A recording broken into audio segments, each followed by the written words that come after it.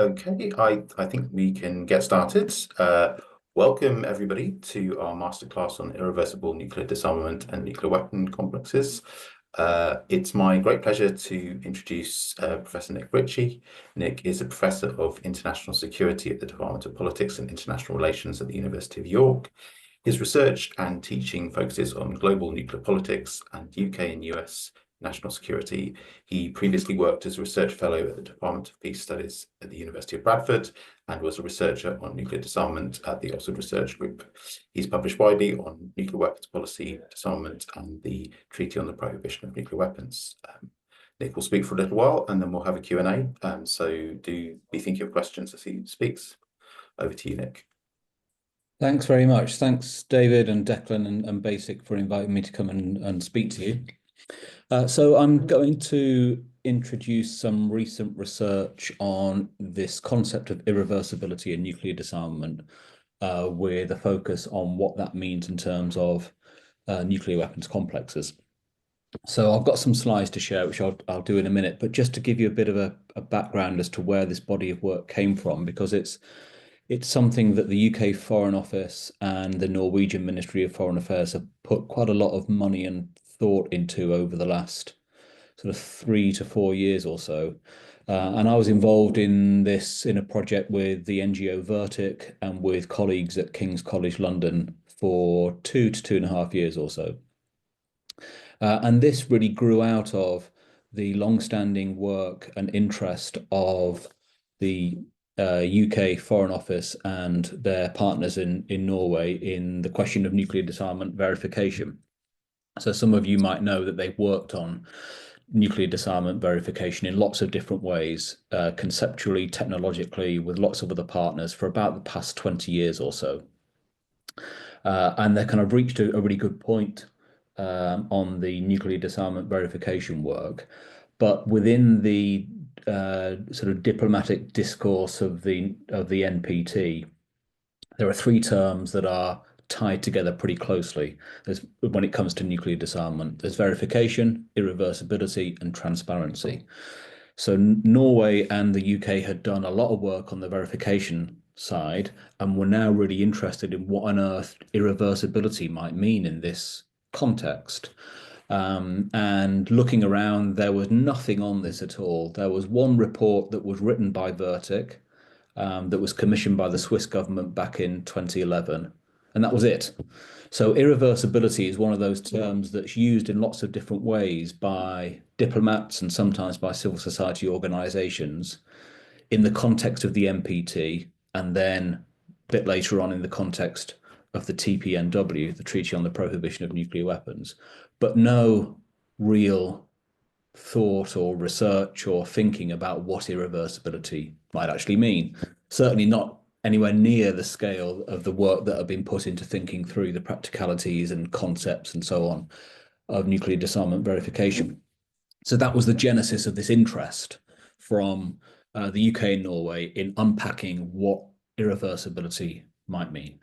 So I'm going to share some slides now and just talk you through some of that and some of the work I've done in that context.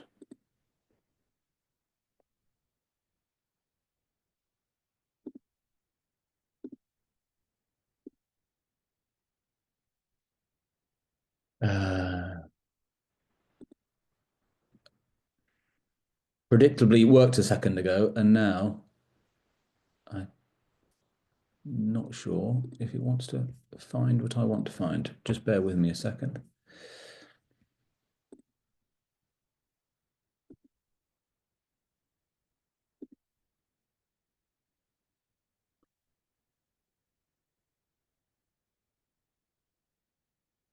Okay, can you guys all see my slides? If I just...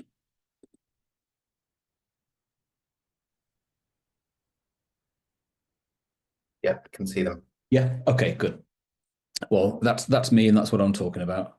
Let me start here then. So the first step in engaging with this idea of irreversibility is unpacking and thinking about what nuclear disarmament means in terms of a spectrum of irreversibility. And a disarmament from a sort of a minimal conception of what that might mean through to a deeper, broader, more maximal conception of what that might mean. I mean, that's been one really interesting outgrowth of this work. I mean, we're talking about the irreversibility of nuclear disarmament, but you try and find an agreed definition of what nuclear disarmament is, and you won't find one. Lots of different ideas, all jotted in different places, coming out of different areas. So thinking about irreversibility does prompt to thinking about what disarmament might mean. And the basic premise here coming out of this irreversibility work is that nothing, of course, is irreversible, right? We can imagine a nuclear armed state eliminating its nuclear weapons and perhaps going further than that, eliminating its nuclear weapons complex, and perhaps even going further than that in different ways. But there's nothing to stop the state, so long as states exist that have material military capabilities and so on. There's nothing that prevents or predetermines any lasting state in which a country can never make a sovereign decision to reverse that and redevelop nuclear weapons. I'll come on a bit later as to why I think that will be extremely difficult, but the fact remains that irreversibility will be a condition, an ongoing condition to be sustained at some level or other, and that it will be in principle will be reversible. So that prompts us to think about irreversibility as a spectrum, right? From minimum to maximum. And here I've set out sort of 6 broad steps on a spectrum from a minimal step of dismantling nuclear warheads through to shifting the system of meanings that value and legitimize nuclear weapons, through to constraints or even the elimination of nuclear fuel cycles and power reactors. So there we can start thinking about the full denuclearization of a state. And then at the maximum end, we're getting into some of the ideas that were pretty well developed in the 1960s between the US and the Soviet Union for general and complete disarmament, and leading on to kind of a dilution of militarism as a sort of cultural system in disarmed states. So one can think about nuclear disarmament and therefore what will be irreversible in terms of just taking the weapons apart and maybe dismantling the fissile material cores, and that's it, right the way down to denuclearization of the state, generally complete disarmament, a real cultural dilution of militarism, if you like, right at the other end of the spectrum. And the premise here, as I'm sure you can gather and that you can see, is that the further along the spectrum of disarmament you go, the further along the spectrum of irreversibility you go. And so if we're thinking about nuclear disarmament as something that's, we hope, if we get there, would be sustainable, then we're asking questions about maximizing the irreversibility and the depth of nuclear disarmament. So these things, I mean, it sounds an obvious thing to say, right? But how we think about disarmament and how we think about irreversibility are intimately connected. So based on this, if we're interested in maximizing the irreversibility of a nuclear disarmament process, then we really need to look at the structures that enable a state to produce and to deploy nuclear weapons. So from that standpoint, my argument is that the primary focus, the primary referent of disarmament is a state's nuclear weapons complex. And when we're thinking about irreversibility, we're asking how might that complex come apart in ways that make it really hard for it to be put back together again.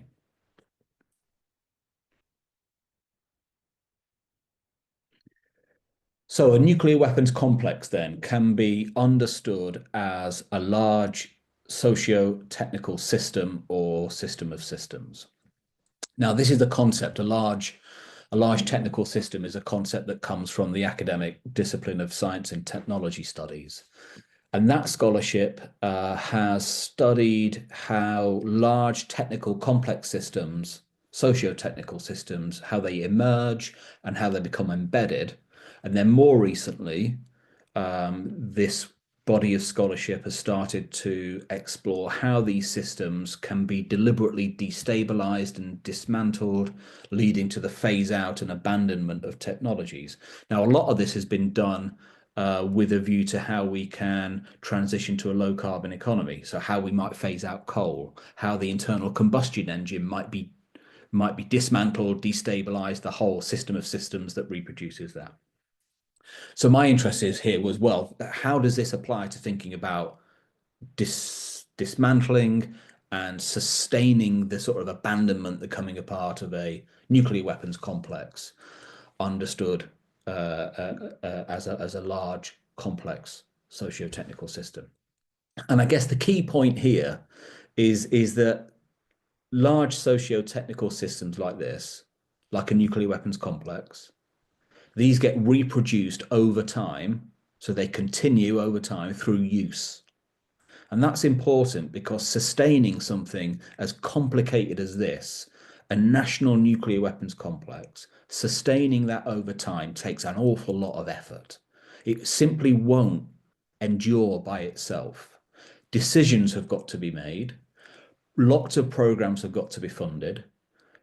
Scientific and industrial sites have to be built, they have to be modernized, expertise has to be sustained, new technologies have to be developed, old technologies have to be sustained, weapons have got to be refurbished, missiles have got to be tested, politicians have got to be enrolled into these systems, and so on. And all of that takes an awful lot of organizational effort, knowledge, money, and political will to bring a nuclear weapons complex together and then to sustain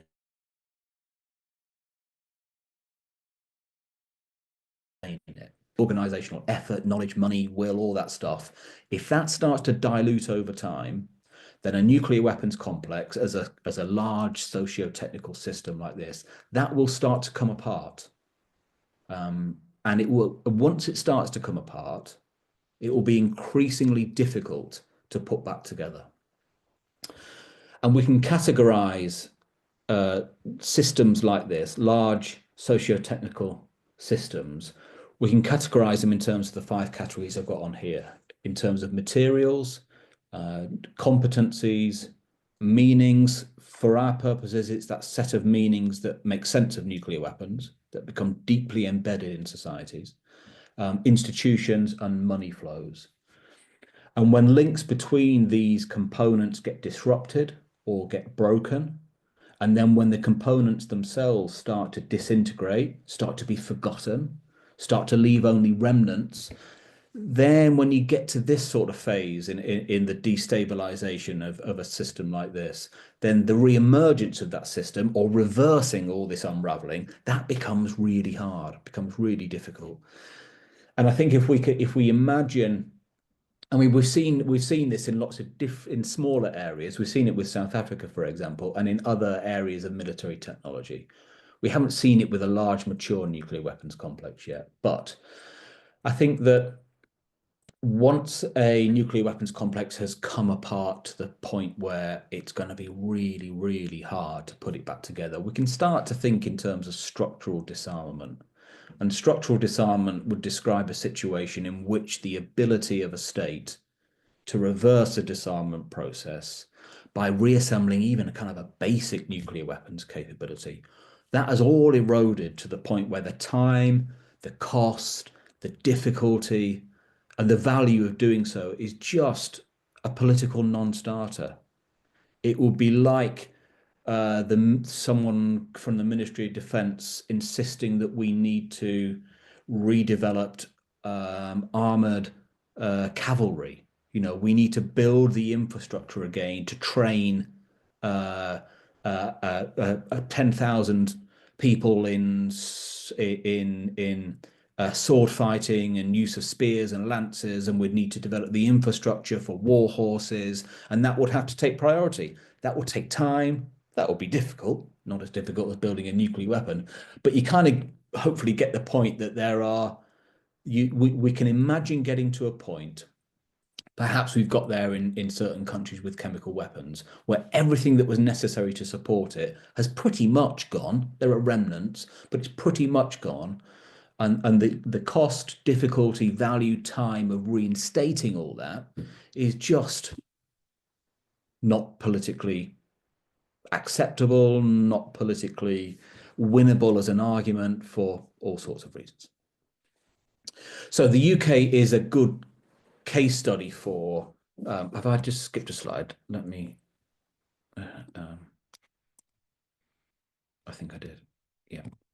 Okay. So at that point, then, I think when a disarmament process becomes structurally embedded, we reach a point where we're not talking about reversing changes easily.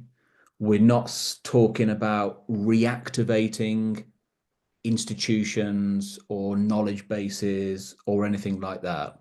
We're talking about having to reinvent stuff again, reinvent knowledge, reinvent institutions, reinvent materials, reinvent competencies, and so on.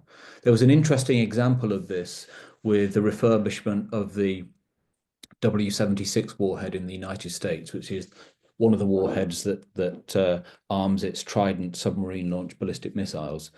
That warhead, like many of the warheads in the US program, went through a multi-decade, very expensive refurbishment process to extend its life.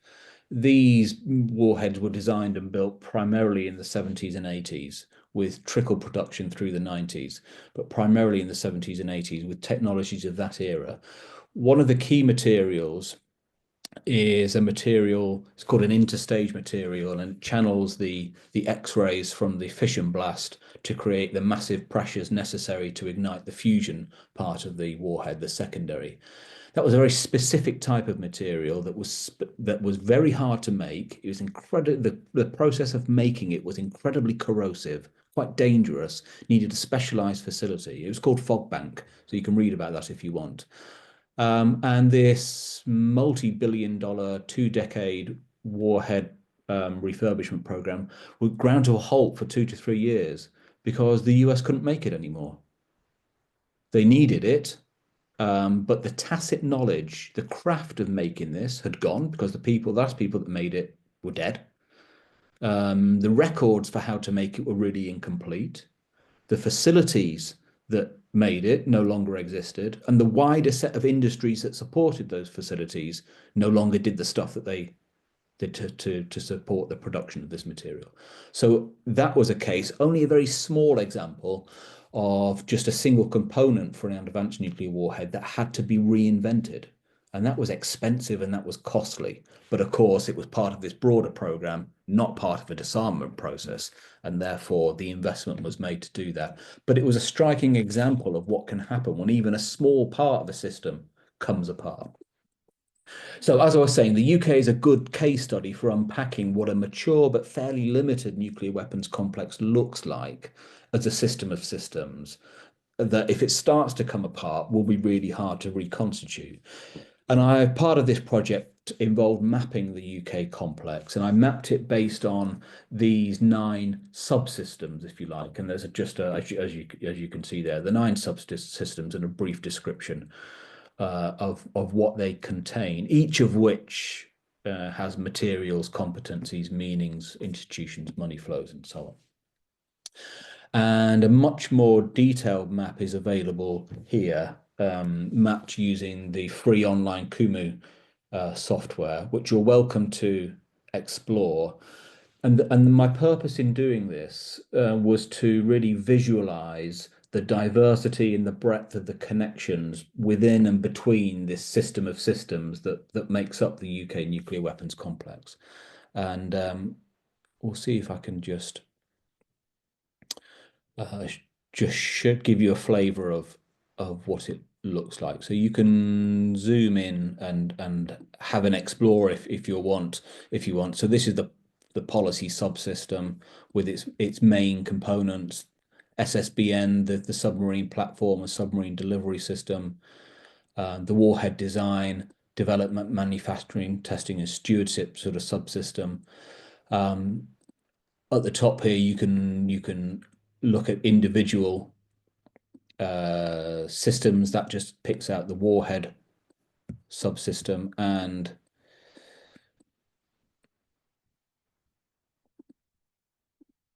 then down at the bottom, this one's quite an interesting one for people interested in the UK system. This is US support. So these are all the things I've tagged that involve the United States in the UK nuclear weapons complex.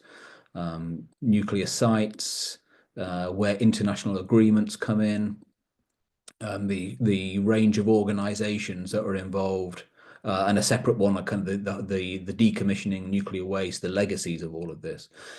So if you're interested, then you can just follow the link on the slide and have a bit of a play around with that. But this was something that the Norwegian MFA and UK FCDO folk found really useful, like I say, just to get a sense of those interlinkages, and it just gives you a bit of a more visual feel for what needs to be produced over time to enable the UK to deploy deliverable, secure nuclear weapons. And then one can imagine this fracturing coming apart and being really quite difficult to put something like this back together again.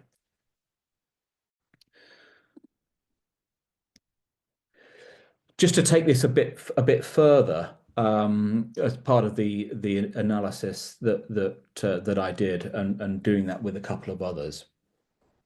Nuclear weapons complexes don't stand alone in a society. They don't stand alone in the UK society, but they are nested within a sort of a wider set of large socio-technical systems that support it. And considering the wider set of systems within which a nuclear weapons complex is nested, that allows us to ask questions about what's necessary to kind of stabilize a nuclear weapons infrastructure. What is it within a broader society out of which a nuclear weapons complex kind of condenses? What's necessary for it? And I've listed sort of 5 here that are necessary, much broader systems that support and enable the UK's nuclear weapons complex. So the UK wider nuclear complex, its national nuclear, naval nuclear propulsion system and civil nuclear system, non-nuclear defence and intelligence complex, the scientific, industrial and educational base, the wider US-UK European security relationship, a set of national role conceptions about Britain's role in the world through which having nuclear weapons and being nuclear armed makes sense for those that support them in the UK. So all of this suggests that in terms of thinking about irreversibility and nuclear disarmament, that there are 3 broad issues that I want to just introduce you to. This here indicates that there are questions about where we draw boundaries around what is a nuclear weapons program, what's a nuclear weapons complex, and therefore what's going to be subject to disarmament. What is going to be subject to verification? What's going to be subject to being, in some sense, rendered irreversible? The second issue is the question of time. And then the third, which I've just touched on, is the issue of meanings. These are 3 really important issues that arise when thinking about disarmament and irreversibility. So I'll just say a bit about each of those 3. So the first issue is boundaries then. And I guess to reiterate, the basic argument here is that the deeper the scope of nuclear disarmament and denuclearization of the state, then the more significant the challenges of reversing that, and the further towards the maximum end of a spectrum of irreversibility this whole disarmament process can move. So maximizing irreversibility does depend, as I said at the start, on the scope of disarmament and the set of changes in a state that are being rendered irreversible. But if this is part of a treaty-based process, which it could well be, nuclear disarmament needn't be, as we saw with South Africa, but it could well be, then disarmament will be shaped by where the boundary is drawn around what counts as a nuclear weapons program that is to be terminated. And that boundary will be shaped by what states parties to a disarmament treaty, what they agree to verifiably stop doing or to verifiably eliminate and to verifiably convert.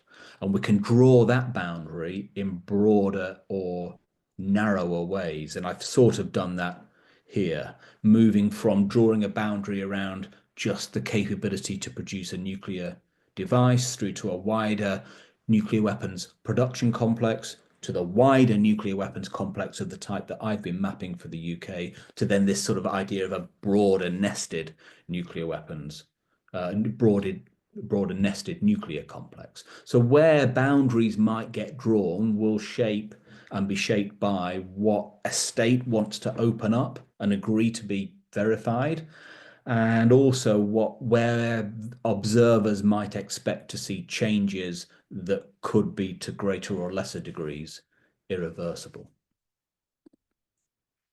What this means, I think, is that a narrow definition of nuclear disarmament will probably be easier to negotiate and easier to verify, but it could leave quite important elements of a nuclear weapons complex, a nuclear weapons program in place without being in breach of any treaty commitments. But a broader definition of a nuclear weapons program, a broader definition of nuclear disarmament, is undoubtedly going to be harder to negotiate, harder to verify, but capture more, maybe capture all of the main elements of a nuclear weapons program. So this is just to introduce these trade-offs and tensions between irreversibility, verification, and where we're drawing a boundary around disarmament, and therefore what counts as a nuclear weapons program or a nuclear weapons complex. So the second issue is time. Unmaking a nuclear weapons complex as a system of systems will be a really uneven process. And there's a good reason for that. And the good reason is that the practical process of safely, securely dismantling nuclear weapons will require the state that's doing it, and this will be done by the state, the nuclear armed state, the disarming state. It will require that state to sustain a sort of a central core of its nuclear weapons complex. So in the UK, it will require sustaining the sites at Aldermaston and Burfield and the body of expertise and everything that goes with that to enable the UK to safely and securely, and hopefully to some extent verifiably, dismantle all of its nuclear weapons if or when it makes a commitment to eliminate its nuclear weapons unilaterally or as part of a multilateral process. So we can hypothesize that this process will move through 4 phases that I've sketched out here. We can imagine a bunch of initial steps in a disarmament process that can be made really difficult to reverse, that can be readily observed, like destroying delivery systems, our submarines, for example. And then a much longer period of warhead dismantlement, fissile materials, safeguarding, denaturing fissile materials removed from dismantled nuclear weapons. And that's going to be using nuclear weapons complex facilities. And then after some period, that might take a decade, might take 2, then we'll reach a phase, I think, where we'll get the end of warhead dismantlement, final fissile material disposition, disposal, destruction and conversion of nuclear weapons facilities. And then we get into that tail at the end, into sort of environmental cleanup. All remaining fissile material sites are under international safeguards and so on. But that will, as you can see, take time, and it means that a core of the nuclear weapons complex will sustain. So ironically, entering into a nuclear disarmament process will mean commitments of money, expertise to sustain the capability to dismantle nuclear weapons. If it takes a decade or more, it's going to mean investing in retraining probably another generation of nuclear weapons scientists to enable this to happen. So that means that time is a key factor. Again, it's an obvious thing to say, right? But it's worth saying nonetheless. Time is the key factor in maximizing irreversibility. And I think that we can hypothesize, again, this is kind of just playing around a bit, but we can hypothesize a tipping point, I think, beyond which a state will struggle to reverse a disarmament process and re-establish something like its original nuclear weapons complex. And instead, if a decision by a new government or whomever at some period through a disarmament process, if a decision is taken to reverse that and redevelop nuclear weapons, I think beyond a certain point, that's going to mean having to reconstitute a different nuclear weapons complex, probably a much smaller one. I've called it a nuclear weapons complex 2.0. And as I say, that's because over time, as time passes through a disarmament process, trying to reverse it all will mean not restarting things, not just rearming. It will mean having to reinvent a bunch of stuff. That tipping point will no doubt be really different for different nuclear armed states, and very difficult to say where that might be at the moment. But I think in terms of, again, thinking through the challenges of what irreversibility might mean in terms of nuclear disarmament, I think we will see tipping points.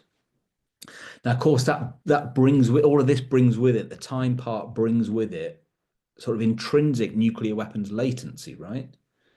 Up to a certain point, it could be relatively straightforward for a state to reverse its commitment to get rid of nuclear weapons, even if it's taken some significant steps down that path, because it hasn't got up to this kind of tipping point yet.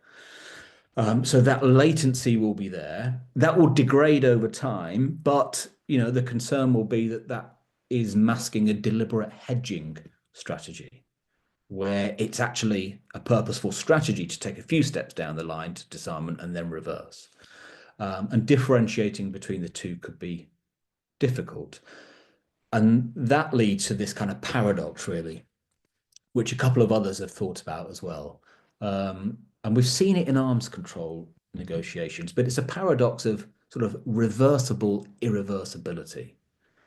And negotiators of disarmament agreements have encountered this before, and they'll encounter it if we get to negotiating something like a nuclear weapons convention. And what I mean here is that the fear of harm or coercion or loss of prestige or loss of political capital through willingly entering into a nuclear disarmament process, the risks that come with that, they generate incentives for some sort of insurance against treaty partners cheating on an agreement that you might have voluntarily and sincerely entered into. And a plausible sort of pathway to reversal is something that can give states enough confidence to engage in a disarmament process and to make the necessary concessions and compromises to engage in a disarmament process in the knowledge that they have some insurance against cheating by others. So this is why we see withdrawal clauses in arms control and disarmament agreements. We can see how, when it comes to drawing boundaries again, that disarmament and arms control agreements can draw quite narrow boundaries around what's included in that to ensure that some important capabilities are not subject to kind of the material changes that would close off pathways to reverse the disarmament process. Now, a good example of this is the Clinton administration in the 1990s in the US, genuinely, willingly entering into and signing the Comprehensive Nuclear Test Ban Treaty. But the nuclear weapons complex and many Republicans in Congress wanted a plausible pathway to reversal, which the Clinton administration signed up to. It was part of the political necessities for the Clinton administration in order to sign. And of course, then the Republican Congress never ratified it. But nonetheless, the Clinton administration invested heavily in what was then called the Stockpile Stewardship Program, invested in a suite of diagnostic facilities to ensure the safety, security, and perhaps future development of nuclear weapons without explosive nuclear testing, agreed on a process to sustain the nuclear test site at Nevada to be able to return to nuclear testing within a fixed period. That was set at about 18 months for a sort of small diagnostic test, up to about 3 years for a test of a new design. But that's an example of sort of this reversible irreversibility, and that will be part of a disarmament process, and it ties into where we draw boundaries, ties into this issue of time. So the final issue I just want to highlight, because it's something that I've long thought is a really important one, but also to my surprise and unprompted, it came out as a really important one for a workshop that Dave was at as part of this project. It was a workshop on with people from the UK nuclear weapons complex and other knowledgeable experts on what it might mean for what the UK nuclear weapons complex looks like from their perspective, using this mapping tool that I've created, and then what it might mean for that complex to come apart. What would be the hard parts? What would be the most significant parts? And one surprising outcome from that was that one of, perhaps if not the most important change necessary to start a disarmament process and also to potentially reverse it is a change in the meanings that make sense of nuclear weapons in the UK. And this is important because if we think about nuclear disarmament exclusively in terms of material stuff, often just in terms of weapons and fissile material, then we miss this.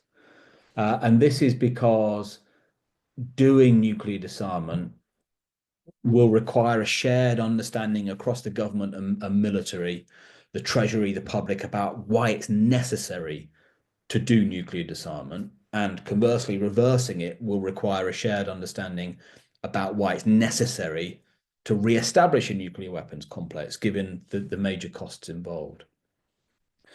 And getting deeper into a disarmament process will, by definition, mean that the system of meanings that currently makes sense of UK nuclear weapons for those in our policy elite, that will have to change.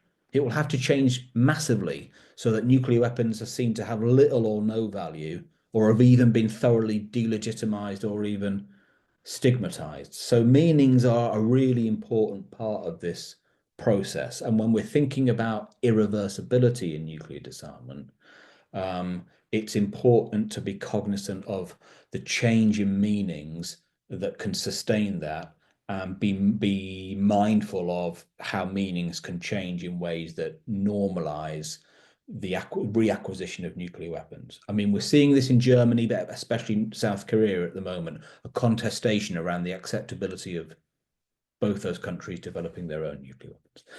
Okay, I'll leave it there. I'll send a link to the web to these slides. Actually, they're on Google Slides, so you can access them online. There's a project website with all the resources, a journal article that unpacks some of this in more detail. And another part of this project was looking at the denuclearization of the RAF. So that was applying this to a specific example in the UK. There's a report on that if you're interested too. Thank you so much, Nick. That's absolutely fascinating. I'm sure there will be lots of questions. Please use the raise your hand function or type a question in the chat if you have one. There's already a question in the chat, so I'll just read that out. Unless you would prefer to, you're very welcome to turn your camera on, Sayed, and ask it verbally if you prefer. I'll give you a moment to maybe do that. If not, I will just read out your question.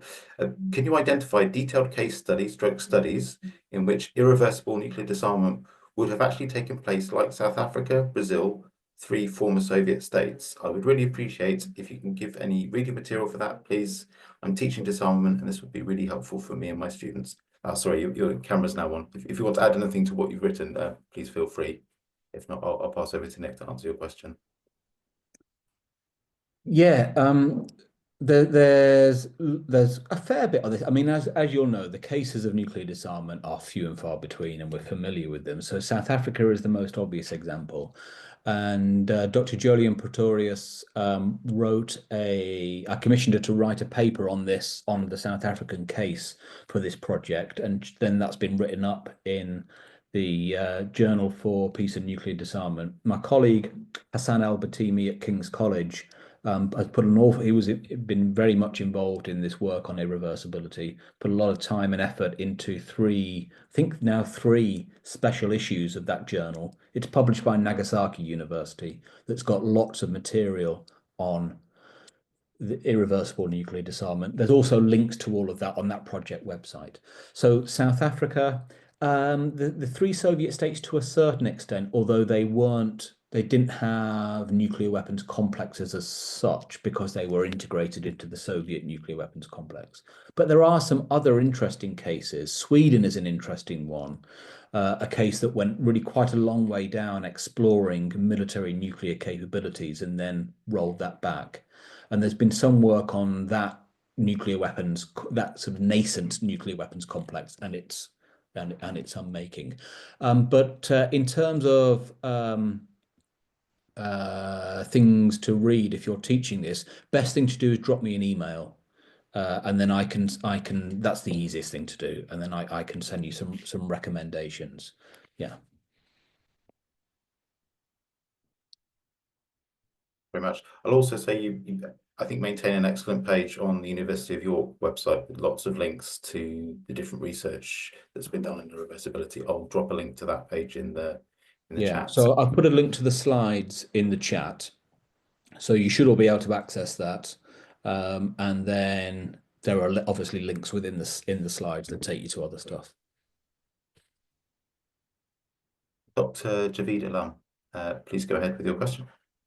Yeah. Can you hear me? Yeah. Okay. Thanks, Nick, and thanks, Basic. It's a great pleasure to listening to Nick, and you have explained it quite well. Just a couple of questions I wanted to ask. While you have mentioned that disarmament and irreversibility is somehow connected, there is also a debate which had happened a couple of years ago between Kenneth Waltz and Scott Sagan about nuclear zero, and they argued about that whether nuclear zero is feasible or not. And there was no conclusion as such because both of them had really good points. But over the years, at least in 2010, we have seen that there was a political mandate, at least from the US, that nuclear zero can happen. Something in that manner can really happen. And then we suddenly see, now that there's a new debate which is going on about whether we are entering into a new nuclear age altogether. So where do you see, where are we going in terms of disarmament, irreversibility of, nuclear weapons and this new nuclear age? Do you see there is some sort of connection, and how far do you see that it becomes more and more difficult when we talk about disarmament? Because irreversibility is something, to my mind, is still a far away until unless we really talk about disarmament as of now. Yeah, no, that's a good point. So I think the first thing to note is that, yeah, nuclear disarmament, I think, is possible in something like the world that we live in. So Waltz, and to a certain extent Sagan, but Waltz would certainly have argued that, and sort of neo-realists tend to argue that we live in an anarchical state system which can only be transformed through something like world government to a system in which the sovereign state doesn't exist anymore, and therefore there's no rationale for national military capabilities and no rationale, therefore, for nuclear weapons. But that sort of structural determinism, I think, is wrong. I think there are good arguments against it. It hasn't really been borne out in terms of what we know about the reasons why states do and don't develop nuclear weapons, which is for lots of different reasons for nuclear proliferation and nuclear abstention. And the sort of structural determinist logic that ends you up in a place where this is impossible it doesn't align with other substantial changes in that we've seen in world history. And it doesn't align with the reasons why we've seen a period of major power peace since 1945. I mean, nuclear deterrence is put forward by realists as the reason or the only reason, but there are other very, very good, compelling reasons, not least globalization and the process of the culmination of the process of decolonization over the last, 300 years or so, up to the end of the Soviet Union. So yes, I do think that something like nuclear disarmament is possible in something like the world that we live in, but it's going to be really hard. I mean, galvanizing the political will is going to be extremely challenging, as we know. But part of the reason why states like the UK, a nuclear armed state, and Norway, a NATO state, and others have taken the challenge of nuclear disarmament verification and now irreversible nuclear disarmament seriously is so that we can see what might be possible and what might not. So it's really interesting that after about 2 decades of work on the verification side, the International Partnership on Nuclear Disarmament Verification, in which lots of states, the US, UK, France, and many others are involved, reached a conclusion that the verification of nuclear disarmament is possible with technologies and methodologies that we have today. It'll be hard because no one's done it yet, but it's certainly possible. And I think that the irreversible nuclear disarmament work can arrive at a similar conclusion. That if we want to have some confidence that it will be really hard for states to re-establish a nuclear weapons program once they've gone a certain period of time down that track, I think there's a lot of evidence to support that. Now, of course, these things can't be proven definitively until you do it. So we're thinking about future imaginaries and hypotheticals and counterfactuals and so on. But that's where I think the value of this research is. I mean, one useful analogy is in the sort of late 70s and early to mid 1980s, when there was zero hope of negotiating a comprehensive nuclear test ban treaty. But lots of states invested the work in doing the technical and scientific work in particular, so that when the political stars aligned and there was an opportunity to negotiate something, the work there was done and ready. And that was really important when negotiations started in 93 and concluded in 96, that body of international scientific experts had done 10 to 15 years of work when there was no hope of negotiating anything then. So in part, that's how and others understand the value of some of this work. Yes, it seems a bit abstract now, right? When we look at world conditions and think nuclear disarmament, yeah, right. But it's important that this work is done, I think. Yeah. Thanks very much. We have a question from Franco Escobar. Go ahead, Franco. Thank you, Dave. Hi, Nick. Thank you for a great presentation. I have 2 brief questions. The first one is, a lot of anti-nuclear activists rely on framing about humanitarian law and the humanitarianness of nuclear weapons. And I was wondering if you could give us a sense of to what on a continuum of irreversibility, where are we on the other weapons that we have banned, whether it's chemical, biological, cluster munitions, landmines? How irreversible have those become from your point of view? And because you mentioned the phasing out of coal, but I thought you were going to mention the banning of other weapons or weapon types. So I was just wondering if you could talk about that. That's the first question. And the second one that I was curious is about how you came to the conclusion of your phased approach, where materials are the first phase, and then we work our way up to meanings, and whether you explored other possibilities where, meanings and competencies were part of the first phase of achieving irreversibility, and then materials, or does that make sense as a question? Yeah.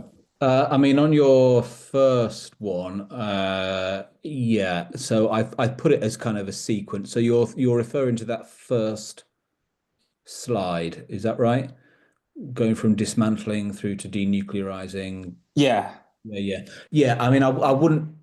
So for presentational purposes, Okay. it Okay. makes sense to put it in a linear progression, but it's very unlikely it would happen like that. Lots of these Okay. at once. So yeah, that should probably come with a little caveat of yeah, that's not a treat it as kind of indicative, capturing the set of issues. But I mean, I think having just the dismantling the material kind of artifact of the weapon at the top through to general and complete disarmament are probably the right bookends. But what happens between that? There's going to have to be material changes, ideational changes around meanings, and what the scope of those might be, and what happens to the nuclear state beyond just the weapons part as well are going to be in the mix, moving through that spectrum. But it'll be different for different states and different political circuits. Mm. So that's that first bit. And on in terms of different weapon systems, I mean, yeah, I mean, I haven't done this. The scope of the project didn't extend to that, and there's not been anything on it really. I mean, I had a really good um, investigation of, first of all, irreversibility in any multilateral treaties, and Yeah. hardly anything. I mean, it crops up in the Chemical Weapons Convention twice, and that's mainly in terms of materially crushing shells and changing chemically changing the chemicals themselves. You know, that sort of irreversible, and that's it.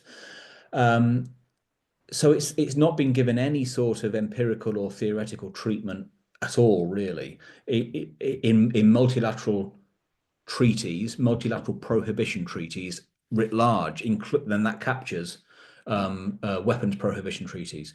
I think probably the most interesting one, which I wanted to get a bit of funding for, would be to look at the UK's implementation of the Chemical Weapons Convention, which is quite an interesting one, because when you're thinking of things coming apart and remnants and so on, you know, having a residual civil nuclear weapons complex, it's still some pretty major steps to go from that to developing a robust nuclear weapons capability.